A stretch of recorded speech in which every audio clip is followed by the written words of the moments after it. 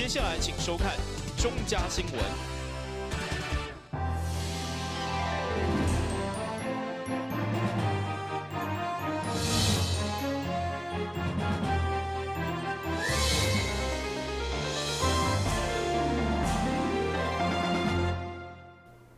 大家好，我是陈碧纯，欢迎收看3月8号礼拜一的中嘉台南地方新闻。今年的妇女节，社会局特别举办公共论坛，除了互妇女团体表达因的心声以外，嘛希望会当收集各界意见，互相关的妇女政策为规划到落实，拢会当答应女性朋友的需求。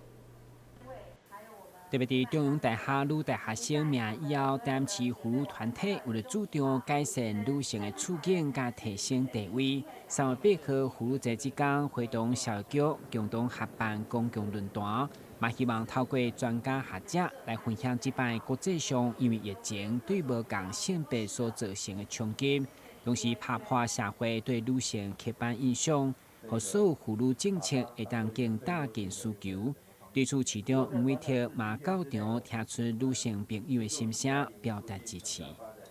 三八妇女节赞不赞？赞。台南市赞不赞？赞。因为这一次的疫情，那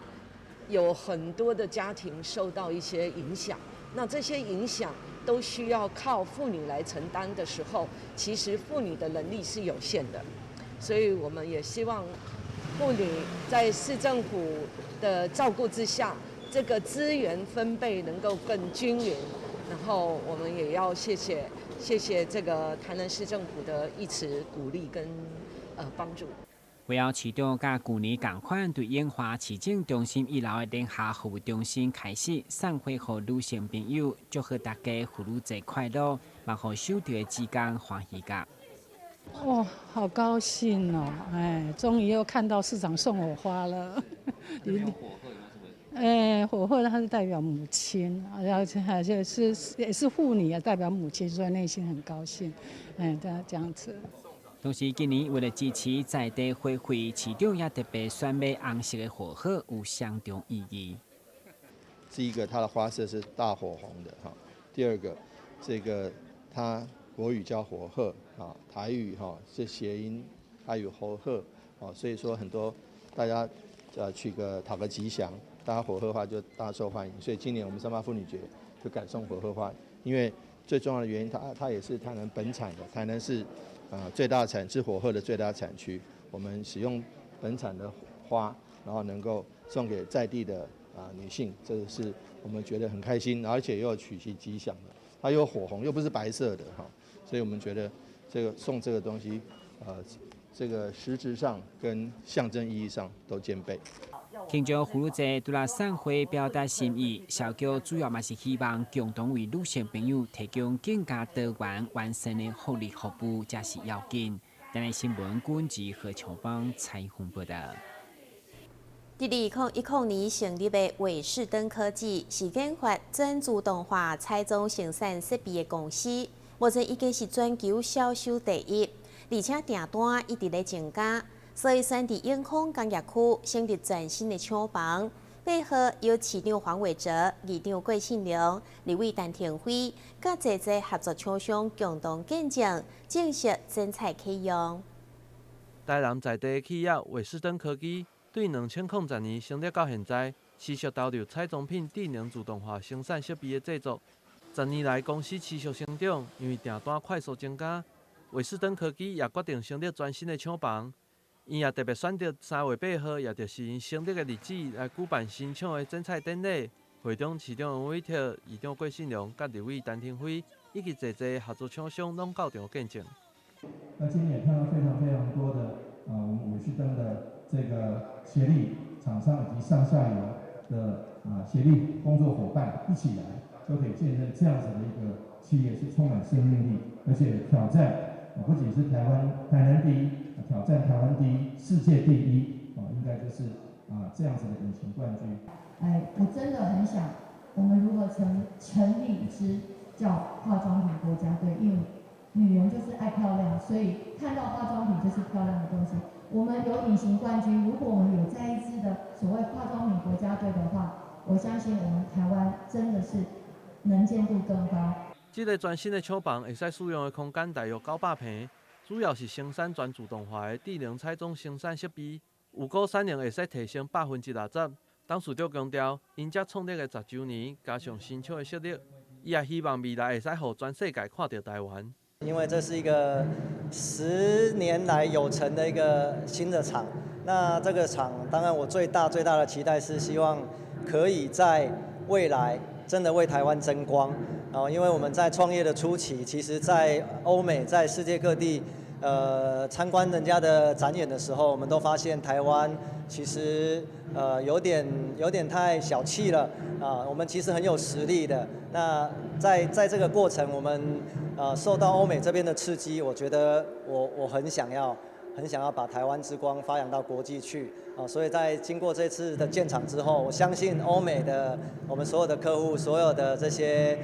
同业都会更加发现我们的台湾之美、台湾之光。因为疫情的影响，所以伟士登的设备拢伫台湾，无去国外参加展览。这间现场也特别展示了化妆品生产自动化的闪线，充分展示了伟士登科技的优势。今天在我们厂里面，我们为各位所带来的就是一个非常完整的无人化工厂。那这个工厂的展演也刚好我们所有的展示机都在国内以往这些时候我们都是会去到国外参展的。那今年刚好在疫情的这个环境之下，我们没有办法去世界各地参展。那我们就刚好把这些展示设备留在国内，那也趁这个开幕的机会，我们把所有的产线都好好的排在这里。那从头到尾我们会展示，一个工厂如何把一个化妆品做出来，那一个工厂如何把一个多色粉把它做出来。那但是最大的差异、最大的重点就是我们是无人化工厂。董事长表示，伟士登以着出口为主，期待今年会使为台湾争取上少3亿以上，甚至是更较侪的外销。因也会持续将台湾优良的生产设备品牌推广到全世界，同时为台南打造更较侪的就业机会。台湾新闻郭博义采访报道。因为高丽菜大出，造成市场的价销落价。为了帮助农民，台南市议长郭信良甲立委陈廷辉特别结合多位议员甲民间企业，购买9万斤的新鲜高丽菜。3月9号上午9点开始，伫各议员的服务处公布提供民众免费索取，送完为止。台南市议长郭信良表示，对去年秋冬到现在，因为高丽菜大出，伫批发市场的价销一直落，互菜农要靠无目屎。尤其看到最近全国的焦点拢放伫抢救往来，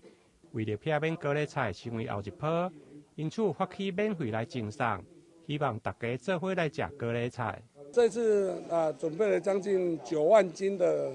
高丽菜，那因为今年的产量呢非常的高，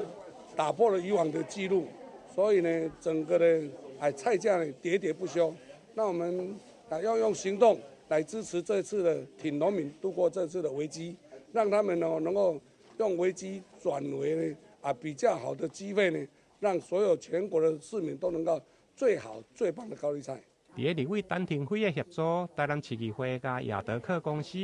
同亚电子科技公司共同购买9万公斤的高丽菜，总共2600箱，将免费提供民众来索取。凤梨跟高丽菜是2种完全不一样的一个农作物跟区别哈。那凤梨是因为真的是一个国际中国的一个问题，那高丽菜真的就是气候，因为我们的生产过量。那当然在这个时候，我们会请农委会要立即启动相关的机制，也就是不能让我们农民的这个生活还有他的原本的收入有什么样的影响？那这个部分，我想我们会直接请农委会来做处理。立委甲议长强调，虽然高丽菜甲往来拢是实在，但为无同，往来会用的加工。不过高丽菜如果价销无好，农民可能就规田来废掉。因此，希望借由赠送高丽菜的活动来抛砖引玉，希望互更侪企业甲民众共同来响应，抢救高丽菜。力挺农民，吃爆高丽菜，吃爆高丽菜，台湾高丽菜，台湾高丽菜，好吃，好吃。台南新闻林根采访报道。台南市一档编列600万的经费做流浪狗仔、猫仔节育野放，不过伫1月底却有民众爆料，有3只拄出世无2个月猫仔，被节育野放以后，只剩1只活落来，而且佫破病。对此，台南市议员无份党籍要求市府动保处应该制定节育的门槛甲法则，避免残害无辜的流浪动物。画面上，这2只拄出世满1个月健康幼鸟，模样古水，会用讲是人人喜爱。实际测量，身长嘛才22公分。对这网络爆料，身长无到30公分，出世才6至8礼拜的小烂猫，伫1月底被无良的结扎野放以后，结果有2只死亡，1只破病。民众赖先生伫知影消息，透过议会无党联名来订正。民众表示，会用性命来守护小浪浪，议员更加无分党籍，要求动保处应该制定浪浪结扎的门槛加法则。现在外面的流浪狗、流浪猫，有多少是幼就被结扎原放？原放之后，它怎么去生存？这是一个很重要的问题。我们想节育，但是我们也一样要去护生啊，这是相对的问题嘛，不是为了节育而节育。也不是为了补助而节育。既然要帮毛小孩，就要实质的去帮，而不是台面上一套，私底下一套，这很糟糕。尔后，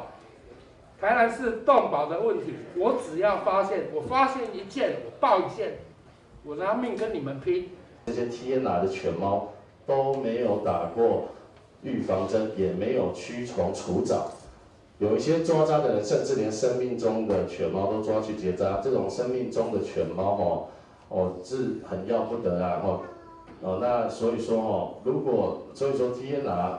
能不能做到早期节育我是做一个反对的一个态度啦。像你细只猫啊，等下出世呢，你就是改结扎，到底他们搞不好连吃都不能吃了，怎么去照顾自己的身体？而且猫咪又不跟狗狗又不一样，它们不亲的。有时啊有一寡爱爸要去甲饲，伊嘛不一定要食。所以这个部分我们到底要怎么去解决？其实我们要花很多的心思对此，市府动保处长吕明斌回应：虽然国内外有兽医支持早期的犬猫结扎，对6个月提前到6至8礼拜。不过应该是针对家猫家犬。目前在国外的话，一些欧美国家，他们大概提倡这种比较早期的节育，然后他们认为大概狗猫在2、3月龄的时候就可以来做结扎了。好，那对这个狗猫的一个副作用或健康的影响，事实上并不大。好，那国内也有就慢慢对这个早期结扎的部分也有在做一个推广的一个趋势了哈。那不过这些研究的话，在国外跟国内都有。那事实上在关键的一个地方，关键地方就是说，这些早期结扎的，那它的后续可能都是被领养的，在家中可以受到很好的妥善的照顾。针对无良的流浪犬猫的结扎年龄标准，因为目前台湾各县市拢无列出施行的规范，未来动保处会甲专家、兽医、甲动保团体来研商，希望定出一套规范甲法则。台南新闻林根采访报道。咱先休困一下，马上转来新闻现场。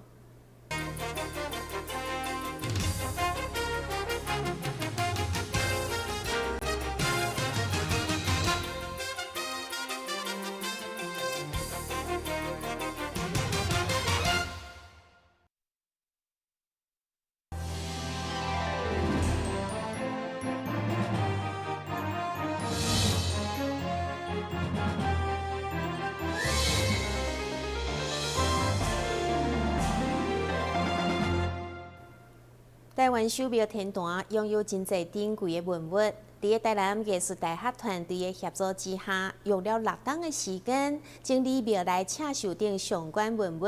并且出版一本新册。同时规划出文物库房，大可正式启用。副总统赖清德等贵宾也拢出席做见证。台南历史悠久的庙宇台湾手表天坛，庙内收藏的文物相当的丰富。其中以高达400件的刺绣类为大宗。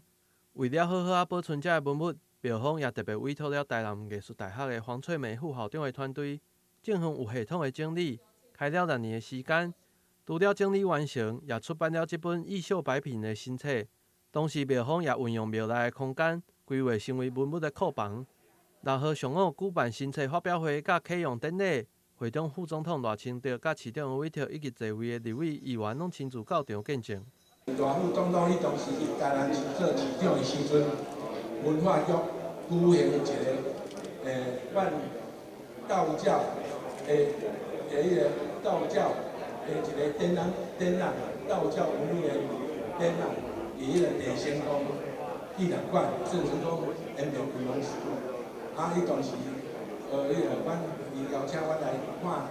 地宫庙有啥物物件会当展览落。阮伊当时就足缘分会当拜托咱迄个台南国立台南艺术大学，伊当时咱的黄翠梅老师，就是黄翠梅副校长，也是头尾经过6冬的时阵，搁到去年出版一本册，来足欢喜的，今日阮拿这个册，赖副总统，咱的迄个黄伟市长，这个艺术界、文化界，甲阮加持。伫黄翠梅副校长的研究当中发现，这几年来的刺绣作品水准有明显的差别，这也互副总统赖清德认为，地方甲中央拢需要帮助民间，互技术会使恢复到过去的水准。这个简报里面呢，也看得出来是，这个从最好到现在，好像有点一代不如一代的意思。为什么？因为科技产生了，再加上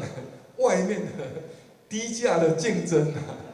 所以呢，就是要用手工精致的这种刺绣啊，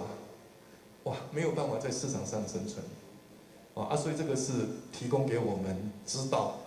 未来怎么样改善的。这个市府要支持立法委员在立法院也要争取文化部的支持，让台南市的这种刺绣的文化或是宗教的文物，它的技术可以逐步的恢复过来。这个收藏品的历史对清朝一直延续落来，透过新册甲库房的方式，除了让文物会使正确的保留落来，也会使为未来相关产业的发展来做参考。有了天坛的这本图录，大家就可以做一个对照，就知道过去100年来台湾的绣业宗教的刺绣业大致怎么样的发展。再来，我们现在2000年以后，政府开始推动这些文化资产的保存，对传统工艺非常的重视开始投入一些资源。可是为了过去是怎么的面貌，大家其实都是比较零星的了解。那有了这一本以后，也是一个很好的养分大家可以因此参考这一点，然后去思考我们未来的方向。庙方强调，为了保存并推广天公的信仰，因也将会持续投入相关文物的保存，同时也会分享这经验给其他有需要的庙宇。台湾新闻郭博义采访报道。位伫安平的雅果游艇集团，为了让少年学生会当了解海洋教育的重要，特别甲沿海中学合作，提供校恒航海王海洋教育的推广计划。7号举行签约典礼，未来将会提供沿海中学全面性的海洋教育。为了推广海洋教育，这几年来政府甲民间拢积极举办各种的课程甲活动，希望让台湾的民众会使熟悉并亲近大海。其中，雅果游艇集团旗下的乐活海洋学院，为了扩大因的能量，特别甲台南的沿海中学合作，规划海洋教育推广的计划。7号下午举办签约典礼，会后也由着老师甲学生亲自体验划桨甲帆船，感受海洋的水。不管是任何创新产业的发展其实都有2个层面。第一个就是企业必须要透过商业行为才能够生存。那雅果集团我们在这边投资了很多的资金，希望可以让更多的台湾的市民，台南市民或者是台湾的朋友们可以来使用海洋的资源。但是我们觉得推广基层教育也很重要，因为教育才是台湾未来的希望嘛。所以我们希望能够透过教育，让更多的人有机会能够参与这个产业。Maybe 他们可能未来成为消费者，也可能成为中间的生产者。那从学校方向着手，其实是所有创新事业在发展的时候最佳的选择。这届的合作将会对立式华奖的安全清水学习，一直到团队合作的大型帆船，互引海中学的学生对国中部到高中部，拢会使充分学习各种的海洋知识，成为未来推广海洋教育的重要一部分。雅果游艇集团，我们乐活海洋学院来跟我们合作，因为都是在地，都是台南，而我们台南的引海中学的学校愿景就是直击台江，迎向国际，所以更需要有海洋的胸怀。因此有这个机会啊，让新兴学子能够一起接触海洋，这是我们实践108课纲非常重要的点。我们会利用寒暑假的时间和海洋学院一起来规划课程，有独木舟的课程，有帆船的课程。那这些课程当然都是一种探究与实作，也就是说，人类其实是要透过体验和思考，才会对人生有更多的印象。这是我们最大的一个课程设计目的。这个合作计划将会有系统性的指导学生熟悉海洋、运用海洋相关的知识，同时考取国际的认证，让学生在学习新知识的时阵，也会使得到丰富的生涯探索，让因的未来升学会使更加顺利。但新闻郭博义采访报道。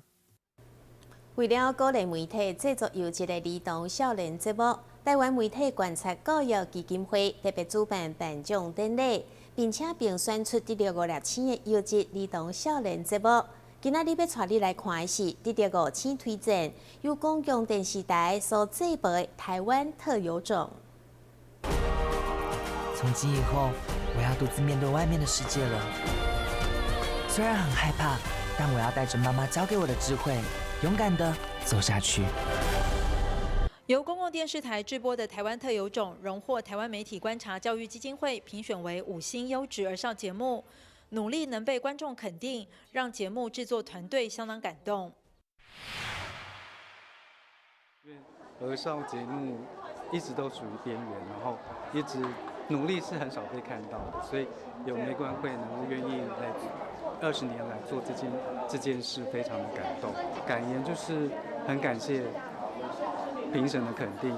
尤其我们的儿少评审奖我们有入围，那我觉得因为一直做这节目，一直不知道观众在哪里，然后能够得到观众的肯定，当然非常的开心。然后也感谢所有一路上支持这个节目的团队、顾问，然后主持人，还有参与这个节目的小朋友们。台湾特有种的初心是希望做一个很亲近、轻松的生态节目，让大家能够知道，然后也希望其实背后的精神更是希望能够鼓励在升学主义下的年轻人能够发展自己的兴趣，能够坚持下去做自己。优质5星儿少节目制作内容精致，台湾媒体观察教育基金会欢迎民众踊跃收看，支持优质的儿少节目。媒观也感谢中嘉数位股份有限公司参与赞助经费，支持这项优质儿少节目的5星奖活动，一起从儿少视角来关注儿少的传播权。记者陈淑平台北报道。新闻最后赶快来关心气象。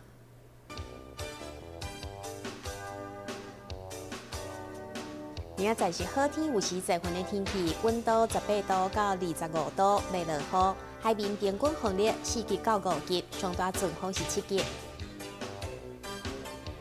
感谢你收看3月8号的中嘉台南地方新闻，我是陈碧泉，咱再会。